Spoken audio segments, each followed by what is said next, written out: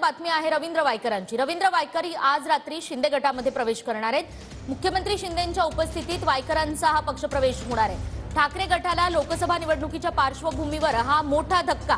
कथित जोगेश्वरी भूखंड घोटाळ्यामध्ये रवींद्र वायकरांचं नाव आहे। दरम्यान कालच उद्धव ठाकरेंनी वायकरांच्या मतदारसंघामध्ये भेट दिली होती आणि यावेळी वायकर सुद्धा उपस्थित होते। त्यावेळी त्यांनी काय प्रतिक्रिया दिली आहे ते आपण पाहूया।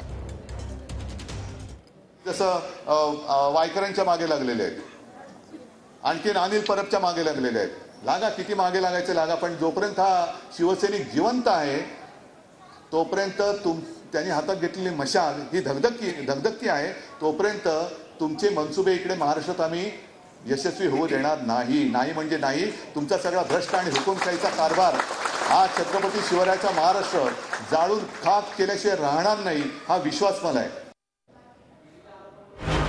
शिंदे गटात प्रवेश करणारे वायकर कोणत्या प्रकरणामुळे चर्चेत?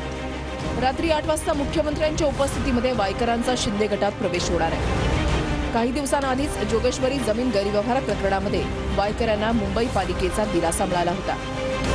वायकरांच्या प्रस्तावाचा पुनर्विचार करण्याची तयारी पीएमसीने दर्शवली। सुप्रीम कोर्टामध्ये प्रतिज्ञापत्र।